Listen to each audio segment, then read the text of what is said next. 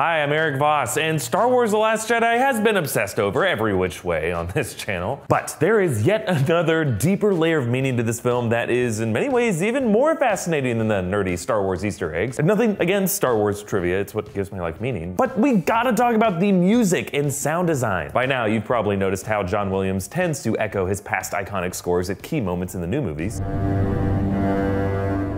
But it turns out in The Last Jedi, he reached a whole new level of symphonic complexity. I'm going to point out 7 specific moments that I noticed in The Last Jedi with hidden meaning in the audio, and obligatory spoiler warning for The Last Jedi. Now, recently, The New Yorker pointed to a catalog of Star Wars music collected by film music scholar Frank Lehman. It's essentially a list of Star Wars leitmotifs. Without going too deep into music theory, a leitmotif is a smaller fragment of a musical theme that represents a specific idea or feeling in a dramatic narrative. It was developed by the German composer Richard Wagner, who used them in his operas to trigger characters looking inwardly on their characters' motivations, and then to come up over and over again throughout the piece. Often a well-placed leitmotif alone can do all the talking for a character. Let's actually look at this early example in The Last Jedi, when Supreme Leader Snoke scolds Kylo Ren for his childish impersonation of his grandfather, Darth Vader. Pay attention to how the moment Snoke says, "A new Vader," Williams adds this not too subtle leitmotif of the Imperial March, the music of Darth Vader in the Empire.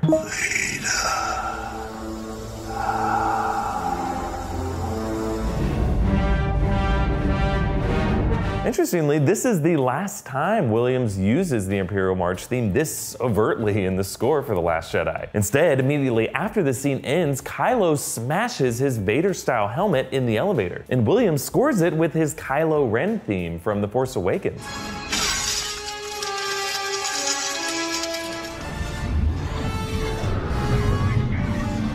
This replacement of the old with the new and the letting go of the past is all a key theme for The Last Jedi, and Williams uses this musical shift to underscore it. Let's move on to the next interesting audio choice. When Rey is following Luke around on the island, you may have noticed some mysterious whispers calling her back to the Jedi Tree Library.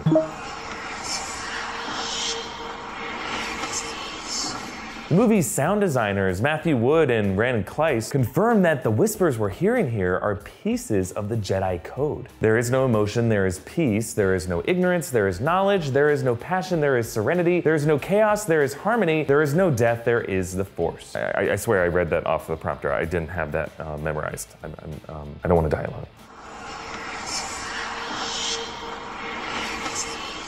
The Lucasfilm Story Group added this chant to the Jedi mythology in the 2015 novel Dark Disciple. Wood and Kleiss brought in a group of voice actors to whisper these words, and then the editors twisted the audio around to mask and echo it. Their idea was that the books and the tree would be calling out to Rey, with these voices whispering the Jedi Code. For our next sound moment, there's another John Williams leitmotif when Kylo targets his mother, Leia, on the bridge of the Raddus. The music here is Leia's theme from the original trilogy. In this moment, this mother and son can sense each other's presences via the Force, so no dialogue is necessary. Williams uses the leitmotif of Leia's theme as a nonverbal plea from Leia to her son to stand down. Moving on, later, when Vice Admiral Holdo takes over command from Leia, Williams uses another leitmotif as she and Poe butt heads. So stick to your post and follow my orders. This one was a bit more subtle, but as she spoke, underneath you could barely hear a horn playing a tweaked version of Kylo Ren's theme. Williams is very slyly linking Holdo with Kylo to suggest Poe doesn't trust her. In this moment, his eyes, her secrecy and alternative leadership style is as much a threat to the Resistance as Kylo Ren is. So if, like me, the first time you saw this movie, you were annoyed and a little suspicious of Holdo's intentions, this subtle musical cue might have been part of it. Now, earlier I mentioned the composer Richard Wagner. His work has actually been cited directly by John Williams as a major influence on his original score for Star Wars. Williams said he wanted to use this Wagner-style, romantic, bombastic orchestral swell to give a sense of classic adventure to a story set in space, calling it cross-cultural mythology. This idea of cross-cultural mythology comes up again when Kylo and Rey were struggling for control of Luke's lightsaber. Listen to the music that plays at the precise moment the saber handle splits into 2 halves, which of course coincides with the supremacy splitting in 2 halves. This melody is possibly Wagner's Siegfried leitmotif from the Valkyrie and the Ring cycle. Now this might sound familiar. In the past, observers have pointed out that this also could have inspired Williams' Force theme, and yeah, I definitely hear the similarity there. But I think in this moment, the leitmotif serves a similar purpose. In the Valkyrie, Siegfried has to forge a shattered sword. That's his task. Similarly, this whole Star Wars saga is also a mythology about a sword and the people who wield it. And in the same way Williams sampled Wagner to introduce us to the sword in 1977, he's now using this same leitmotif to dramatize its shattering. When this possible connection was pointed out to Last Jedi director Rian Johnson, he responded cryptically with this emoji, showing a heart, a bolt of lightning, and a sword. So it looks to me that this parallel with Luke's lightsaber and Siegfried's broken sword was intentional. Now, one of the sweeter examples of John Williams' scoring came during Luke and Leia's reunion. Williams combined 3 leitmotifs. First, the Force theme as Luke reveals himself to Leia. Then, as the brother and sister talk, the music immediately segues into Luke and Leia's music from the original trilogy.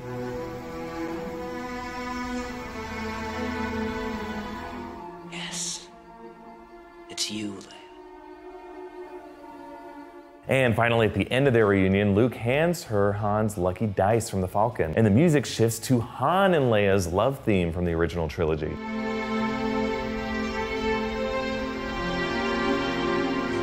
Afraid? You're trembling. I'm not trembling.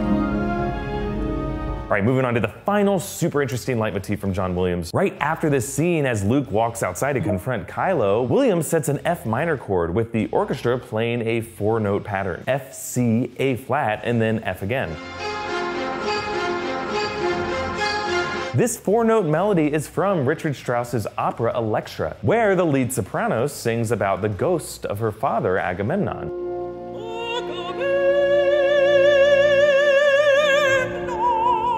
Williams might be sampling this leitmotif about a ghostly paternal presence as a clue about Luke here, as a ghostly Force projection haunting Kylo Ren. At least this connection was noticed by the actual opera singer who sang that song. And one final bonus audio detail I noticed during this sequence: if you listen closely, you can hear the Wilhelm Scream. The Wilhelm Scream is a stock sound effect of a guy's high-pitched yell used in a ton of action movies, including pretty much every Star Wars film and property. It's kind of a tradition for sound editors. Now, the Wilhelm Scream was a little hard to find in The Last Jedi, but it comes up very discreetly here, when Kylo, in anger, slashes his blade through Luke's Force-projected body. Or, I don't know, maybe Luke could just feel that burn back on Notch 2. A question for you guys: which John Williams Star Wars theme is most memorable for you? Personally, I think Duel of the Fates from The Phantom Menace is the best thing about that movie, and it might be my favorite music from the whole franchise. But I'm throwing it over to you. Let me know your thoughts down below, or tweet me directly at Erik Voss, and follow New Rockstars on Twitter at New Rockstars for updates on our videos. And be sure to watch my other videos on The Last Jedi, our full movie breakdown, and to follow up with even more details you might have missed. Like this video and subscribe to New Rockstars for these kinds of deep dives and all the stuff you love, including pretty much everything Star Wars related, but also analyses of the music and all these movies and TV shows that you like. And if you really want to help us grow and cover even more properties, you can contribute to us on Patreon. Big thanks to all of our donors, especially Lori Denning. Thanks for watching, guys. Bye.